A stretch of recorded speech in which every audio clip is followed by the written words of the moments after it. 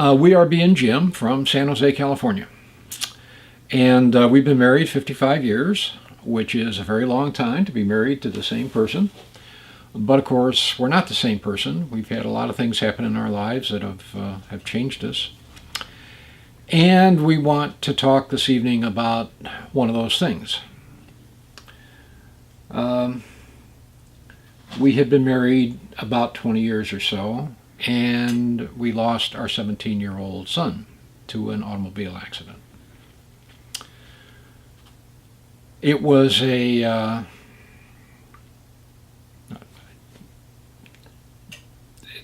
say it was terrible isn't enough. It was the worst thing that ever happened to us. And it took us a long time to come back from that, but we did. And I guess we want to discuss a little bit of that. This was, it was amazing because I think that's probably a parent's worst nightmare. And it was as bad as that.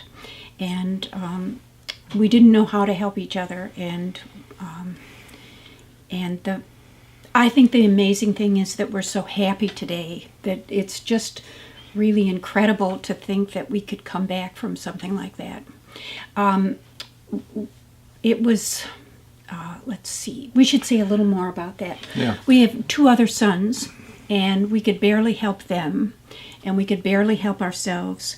And knowing now that people split up over that kind of thing makes us know how fortunate we were. And when we look back on it, what I think was the big help for both of us was communication skills that let us listen to each other and not try to cheer each other up. That when we were miserable, we would hear each other and let each other talk instead of trying to talk each other out of it. And so I think that was a very big thing. 2 things. First of all, we had given Jeff permission to go with his brother to another city. And in going to that other city, then he went out with a friend, and he wasn't driving, the friend was driving. And they had the accident that killed him. But so one of the problems we had was that we had some responsibility. We let him go. Maybe we shouldn't have let him go. B mentioned the idea that we were able to listen to each other, and I should say that I was able to listen to her, but I wasn't able to talk. I think it was, I'm going to say, 8 or 10 years before I was able to have any kind of discussion of more than a few words about Jeff's death, without choking up and wanting to end the conversation and go be somewhere else. B always tried, but I just never wanted to talk about it. But saying that, not you may not have talked about it, but that when I was upset about something or hurting, and you also were involved in that hurting and felt the same way, that we could both show our feelings and cry together, which was something that was sort of a real difference in our marriage, because like 2 years before that, we had learned about transactional analysis, and one of the things they said was that feelings are very important. And as a man, you never felt like feelings were something that you just couldn't control and get over or not have. And so when you heard that, it made an impression on you, so that you felt like feelings were important, and important to me if they were mine and you could hear them. And important to you. And then important to you also, and that you could let go and feel bad also. You didn't have to walk out of the room when I talked, or when you felt really bad. And that is true. But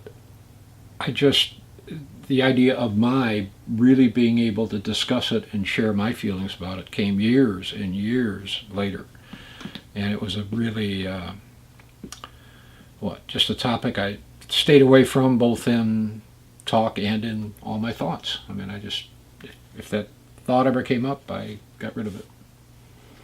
Well, and when we were talking about sharing this, even then it felt like I was almost surprised. I mean, we're talking about 36 years ago, and that it's still horrible. But we should also talk about how good we feel now. We should. And that, We should. that the grief comes in waves, and that in between you can be okay. And maybe to follow your metaphor, it's like the waves in the pond, and the waves are really smaller now, 36 years later, than they were.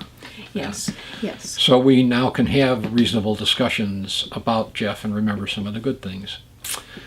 And I would say that probably we're able to do that because we did learn how to communicate and listen to each other and